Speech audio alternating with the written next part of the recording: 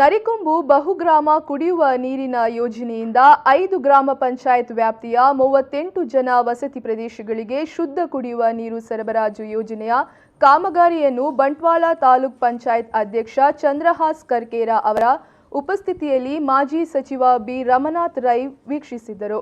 ಈ ಸಂದರ್ಭದಲ್ಲಿ ಸುದ್ದಿಗಾರರೊಂದಿಗೆ ಮಾತನಾಡಿದ ಅವರು ಸಾಮಾಜಿಕ ಬದುಕಿನಲ್ಲಿ ಅತ್ಯಂತ ಹೆಚ್ಚು ಮನಸ್ಸಿಗೆ ಖುಷಿ ಕೊಟ್ಟ ಕಾರ್ಯಕ್ರಮ ಬಹುಗ್ರಾಮ ಕುಡಿಯುವ ನೀರಿನ ಯೋಜನೆ ಎಂದು ಹೇಳಿದರು।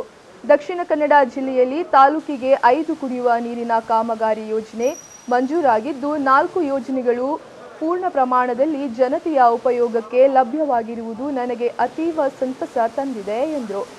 38 ಜನವಸತಿ ಪ್ರದೇಶಕ್ಕೆ 18 ಕೋಟಿ 29 ಲಕ್ಷ ರೂಪಾಯಿಯ ಯೋಜನೆ ಮಂಜೂರಾತಿಯಾಗಿದ್ದು ಅಂತಿಮ ಹಂತಕ್ಕೆ ಬಂದಿದೆ। ನನ್ನ ಜೀವನದಲ್ಲಿ ಸಾಮಾಜಿಕ ಬದುಕಿನಲ್ಲಿ ಶಾಸಕನಾಗಿ ನನಗೆ ಜೀವನದಲ್ಲಿ ತುಂಬ ಸಂತೋಷ ತಂದಿರತಕ್ಕಂಥ ಒಂದು ಕಾರ್ಯಕ್ರಮ। ಬಳಿಕ ಅವರು ಪಾಣೆಮಂಗಳೂರಿನ ನೇತ್ರಾವತಿ ನದಿ ಕಿನಾರೆಯಲ್ಲಿರುವ ಜಾಕ್ವೆಲ್ಗೆ ಭೇಟಿ ನೀಡಿ ಕಾಮಗಾರಿ ವೀಕ್ಷಿಸಿದರು।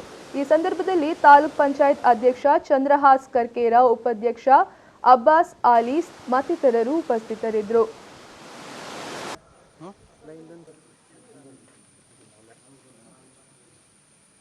ಸಹಿತ